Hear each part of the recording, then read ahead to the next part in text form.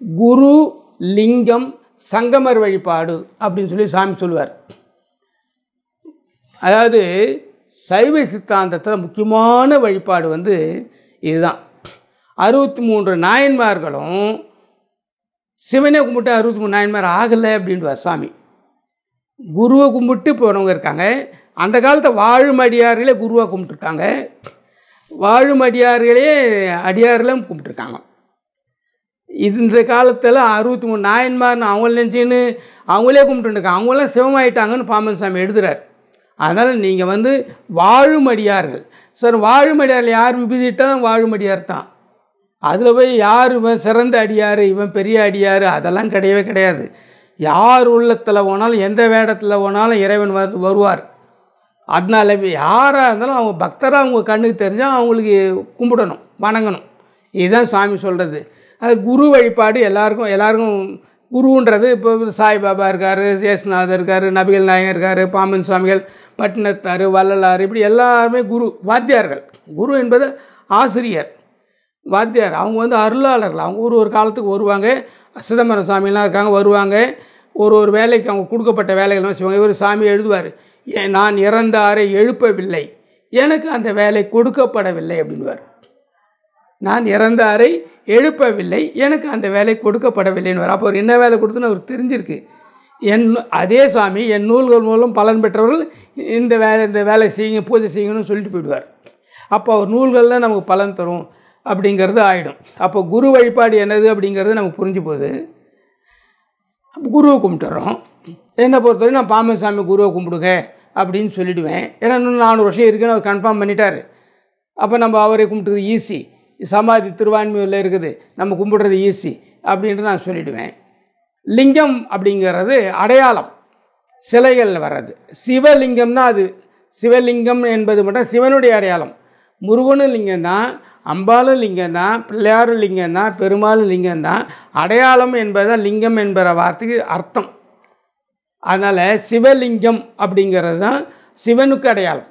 அந்த வகையில் தான் மகேஸ்வரன், அது மகேஸ்வர மூர்த்தத்தில் அது வர்றது. அந்த வகையில் லிங்கம் வழிபாடு, குரு வழிபாடு, லிங்கம் வழிபாடு, தகராறு ரகசியம் சொல்லக்கூடிய முக்கியமான ரகசியங்களே இது. 3வது சங்கமர் வழிபாடு, அடியார் வழிபாடு. அதுதான் பிரதானம். அடியாரை வணங்கணும் தான் நீங்கள் சாமி இந்த சைவ சித்தாந்தத்தின்படி பாம்பன் சாமி கொள்கையை நம்ம ஃபாலோ பண்ணுறோம் அப்படின்னு அர்த்தம். அதனால் உங்களை வீட்டில் வச்சு பூஜையில் ஏதோ ஒரு காசு வைக்கும் பொழுது அடியார்களுக்கு யாருக்கானும் ஏதானும் ஒரு விதத்தில் அவங்க மனசு திருப்திப்படுத்துகிற வகையில் அந்த காலத்தில் அதெல்லாம் பண்ணியிருந்தாங்க. தண்ணீர் பந்தல் வைப்பாங்க, டியூஷன் சொல்லி தருவாங்க, யாருக்கா ஒரு தர்மத்தில் ஒன்று சேர்ப்பாங்க, சாப்பாடு போடுவோம், ஏதோ ஒன்று பண்ணுவாங்க. அப்படி பண்ணிட்டு வந்தீங்கன்னா அது அடியார் வழிபாடு தான் பிரதானமாக சாமி எடுக்கிறாரு. அந்த அடியார் வழிபாடு தான் இன்றைய நாளில் விடுபட்டு இருக்குது. இன்றைய நாளில் யாருக்கும் கோயிலுக்கு போகிறாங்க, ஏதோ ஒரு மூர்த்தத்தை வழிபடுறாங்க, ஏதோ ஒரு வேண்டிட்டு வராங்க, ஏதோ குருக்களுக்கு தட்டில் காசு போடுறாங்க, ஏதோ வந்துடுறாங்க. ஆனால் அடியார்களை வழிபடுறதுக்கு இவங்களுக்கு யாரும் சொல்லித்தரல, இவங்களுக்கு பயிற்சி எழுத கேட்டல. அப்போ அடியாரில் எப்படி வழிபடுறதுன்னும் பொழுது அடியாரில் ஏதானும் மனது திருப்திப்படுத்தினா தான் வழிபடுறது. அது இந்த மாதிரி பாம்பன் சாமி நூல்கள், மந்திரங்கள், ஸ்லோகங்கள் ஏதானும் ஒன்று கொடுத்து, இந்த மாதிரி ஏதானும் ஒன்று கொடுத்து இப்போ சார் பண்ணுறாப்புல அடியார்களுக்கு போய் சேரணுன்றதுக்காக இந்த மாதிரி ஒன்று கொண்டு போகிறார். அப்போ இந்த மாதிரி கொண்டு போகும்பொழுது அடியார்கள் எங்கானும் ஒருத்தர் அவர் நல்லா இருக்கட்டும் நினைக்கும் பொழுது அந்த அடியார் வழிபாடு இவருக்கு நிறைவேறிடுது. அப்போ நீங்கள் அதே போல் உங்களுடைய வினைகளை இதே மெசேஜை ஒரு 10 பேரை வழிபட வச்சு 10 பேர் வழிபட வச்சு 10 பேர் வழிபட வச்சு பண்ணும் பொழுதே அதுவும் ஒரு அடியார் வழிபாடே. அது நல்ல வெற்றியை பெற முடியும். அதனால் இந்த அடியார் வழிபாடு தான் இன்றைக்கி விடுபட்டிருக்கு. அது கண்டிப்பாக நீங்கள் இந்த டேட்டில் செய்யணும். அடுத்ததாக முருகனை கும்பிடணும் அப்படின்னா ஒரு ரகசியம் கொடுப்பார் சாமி. நிறைய பேருக்கு அது இன்னும் நிறைய பேருக்கு தெரியாது, இன்னும் நிறைய பேருக்கு தெரியவே தெரியாது. நேராக போவாங்க, மூலவரை கும்பிடுவாங்க, முருகனை கும்பிட நேராக வந்துடுவாங்க. எல்லாருமே 99% அதுதான் சொல்ல, 99% கூட சொல்லலாம். சாமி என்ன சொல்கிறார் அப்படின்னு சொல்லிட்டு நீங்கள் எடுக்கணும். அப்போ அவர் சொல்லும் பொழுது முருகனை கும்பிட நேராக முருகனை கும்பிடுறதை விட வள்ளியம்மனை கும்பிட்டுட்டு முருகனை கும்பிடுவார். வள்ளியம்மன் பூலோகத்தில் வந்து இங்கே வாழ்ந்து மக்களோட மக்களாக வாழ்ந்து இங்கே பழகி இங்கே இருக்க பிரச்சனைகளை சந்தித்து ஃபேஸ் பண்ணி வந்தவங்க. தெய்வ யானையம்மன் ஞானத்துக்கு இருக்கவங்க, வேதம் வேணும் ஞானம் வேணுன்றது தெய்வ யானையம்மன் தேவலோகத்தில் வாழ்ந்தவங்க. அவங்களுக்கு அந்த தேவர்கள் வழிபட்டு இறைவன் முருகன்கிட்ட வரணும். இங்கே பூமியில் இருக்கவங்க வள்ளியம்மனை கும்பிட்டுட்டு முருகனை கும்பிட்டீங்கன்னாக்கா உங்களுக்கு நல்லா ஒர்க் அவுட் ஆகுன்னுவார். அது நீங்கள் முடிஞ்சதுன்னா அதை நிறைய கோயில்களில் வள்ளியம்மன் கும்பிட்றதுக்கு அனுமதி கொடுக்குறாங்க. திருப்போரூரில் அந்த அனுமதி நீங்கள் பெற்றீங்கன்னா உங்களுக்கு தான் பெரிய பாக்கியம். வள்ளியம்மனை கும்பிட்டுட்டு முருகனை கும்பிட்டு பாருங்கள். வள்ளியம்மனுக்கு ஒரு மாலை போட்டுட்டு முருகனை கும்பிட்டு பாருங்கள். ஏன்னாக்கா பாம்பன் சுவாமி அது சிறப்பாக கொடுக்குறாரு. 6 எழுத்து உண்மைன்னு திருவலங்கத்திரட்டு 1ல் 6வது பதிகத்தில் 6வது படல் 6 தான் சாமிக்கு ஒர்க் அவுட் ஆகும்.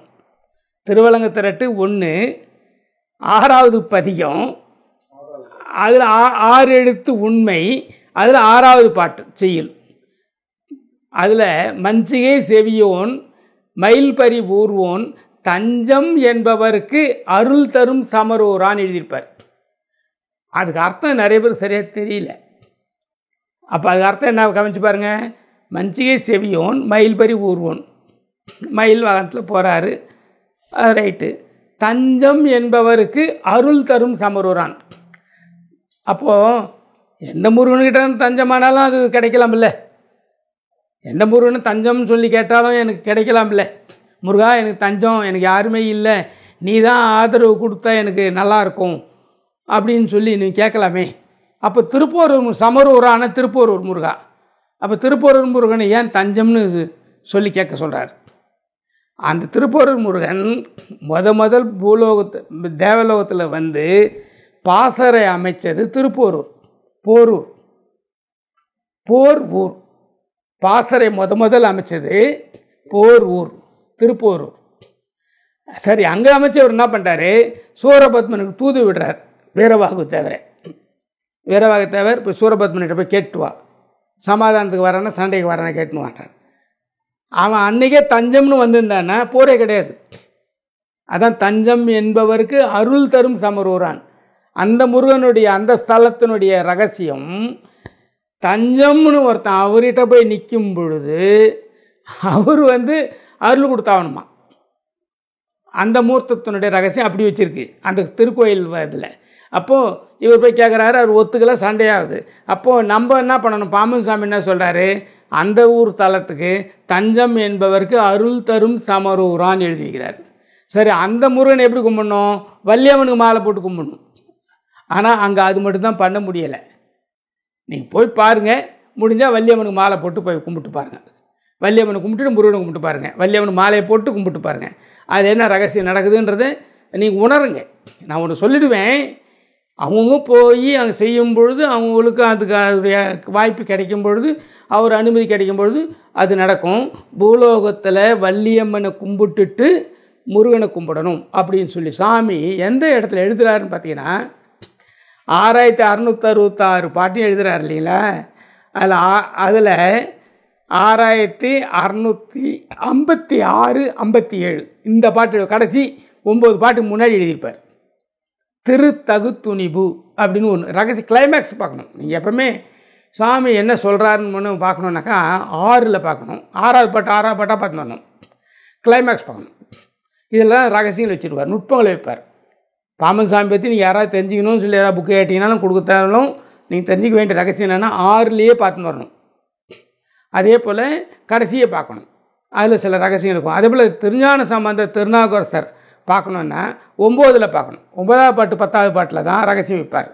திருஞான சம்பந்தரும் திருநாவுக்கரசரும் சுந்தரரும் 9வது பாட்டில் ரகசியம் வைப்பாங்க. அவங்களாம் சிஸ்டமேட்டிக்காக பாட்டு எழுதுவாங்க. அதாவது இலக்கண முறைப்படி சிஸ்டமேட்டிக்காக எழுதி போயிட்டே இருப்பாங்க. 10 பாட்டு 11 பாட்டு 10 பதிகம் 11 பதிகம் எழுதி போவாங்க அந்த 3 பேரும். அதில் மாணிக்க வாசகரும் பாம்பன் சாமி மாறுபடுவாங்க. அருணகிரிநாதர் 8 ஸ்டெப்லேயே வந்து நிற்பார். ஆனால் மாணிக்க வாசகரும் பாம்பன் சாமி பார்த்தீங்கன்னா அப்படி வரமாட்டாங்க. எப்போ இறைவன் வராரோ அப்போ பாட்டு எழுதுவாங்க, எப்போ இறைவன் வரலையோ விட்டுருவாங்க. எங்கே எது வரைக்கும் வந்தார் அதுக்கு எழுதுவாங்க, எங்கே இறைவன் நிற்கிறாரு நிறுத்திடுவாங்க. ஒரு பாட்டு ஒரு பதியம் பார்த்தீங்கன்னாக்கா மாணிக்க வாசகர் பதிகம்லாம் பாருங்கள் 96 வரையிலும் நிறுத்துவார். ஏன்னுவாங்க, 96 தத்துவம் உடம்புல இருக்குங்க, அதனால தான் சிவபுராணம் 96 வரையிலே எழுந்தார் அப்படின்வாங்க. அதில் நீங்கள் கவனித்து பார்த்தீங்கன்னா அதே போல் தான் பாம்பன் சாமியில் வரும். முதல்ல இப்போ மாணிக்க வாசகர் என்ன வரும்னா அந்த நமச்சிவாய வாழ்க, நாதந்தால் வாழ்கன்னு வரும்பொழுது வாழ்க எத்தனை எண்ணுங்க, வெல்க எத்தனை எண்ணுங்க, போற்றி எத்தனை எண்ணுங்க, அந்த நம்பரை எழுதுங்க. அதான் அவர் எழுதின பாட்டு அப்படின்னு சொல்லுவாங்க. முதல்ல சிவபுராணத்தில் முதல்ல எத்தனை வாழ்க வருது, எத்தனை வெல்க வருது, எத்தனை போற்றி வருதுன்னு எழுதினீங்கன்னாக்கா அதான் அவர் எழுதின மொத்த எண்ணிக்கை பாட்டு. இது ஒருத்தர் சொல்லுவாங்க. இதே போல் பாம்பன் சாமியில் பார்த்தீங்கன்னா முதல் மண்டலத்தில் 1266 பாட்டு எழுதியிருப்பார். முதல் மண்டலம் போட்டிங்கன்னா 1266. அப்போ 12ல் எத்தனை 6 இருக்குது, 2 6. அப்புறம் என்ன இருக்குது, 2 6, 6666 பாட்டு எழுதுறாரு. முதல்ல இவங்க டிக்ளேர் பண்ணிடுறாங்க. அவங்களுக்கு தெரியாது, ஆனால் முதல்ல டிக்ளேர் பண்ணிடுறாங்க. சரி, அதே போல் பாம்பன் சாமி அவதாரம் ஏன் வந்துச்சு அப்படின்னு பார்த்தீங்கன்னா முதல் வரி கங்கை, கடைசி வரி வேலேன்னு முடியும். முதல் பாட்டில் கடவுள் இதில் வணக்கத்தில் கங்கைன்னு ஆரம்பிப்பார். கங்கை என்பது சிவனுடைய அடையாளம், முத்திரை. சிவனுடைய கங்கைனால சிவன் தான், வேலுன்னா முருகன் தான். கடைசி பாட்டில் மணிமஞ்சூரில் கடைசி வரியை வேலேன்னு முடிப்பார். அப்போது சிவபெருமானுடைய அவதாரம் தான் முருகன் அப்படின்னு தான் அவருடைய இதில் பாட்டில் வரும். மொத்தத்துலேயுமே சிவனுடைய அடையாளம் தான், அவதாரம் தான் முருகன். சிவனுடைய பிள்ளை கிடையாது, பிள்ளைன்னு சொல்கிறது தவறு. சிவனுடைய அவதாரமே முருகன் அப்படின்றது தான் பாம்பன் சுவாமி. அது சொல்ல வந்தவர் தான் பாம்பன் சுவாமிகள். அதில் சிவனுக்கு 5 முகம் இருக்குது, அப்போ முருகன் எப்படி 6 முகம் அப்படின்றது ஒரு கேள்வி. அது நம்ம ஈசானம், தத்புருஷம், வாமதேயம், அகோரம், சத்யோசாதம், குடிலை அப்படின்னா புரியாது.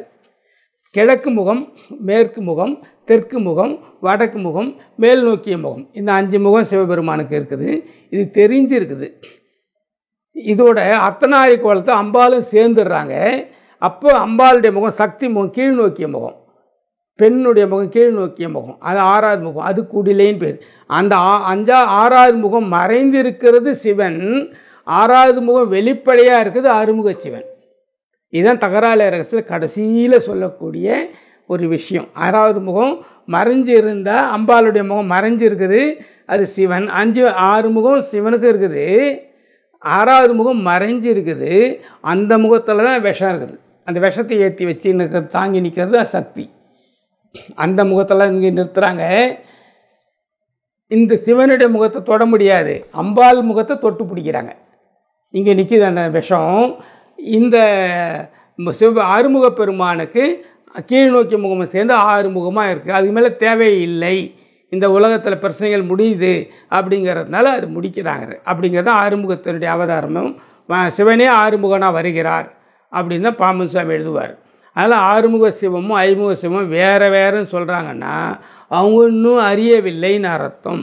அதில் ரெண்டும் ஒன்றும் சிவனே முருகனாக கும்பிடுங்க, முருகனே சிவனாக கும்பிடுங்க அப்படின்றது தான் இதில் ரகசியம். இதை தான் சிவமலி தோத்திரம் அப்படின்ற ஒரு பாட்டில் ஒரு சாமி எழுதுவார். அருமுறை நவில்கிற ஒரு பொருளும் அப்படின்வார்.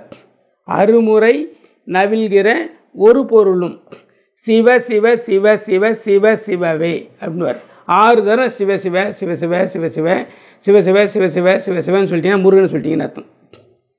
இதுதான் பாம்பன் சாமியுடைய வாய்ப்பாடு.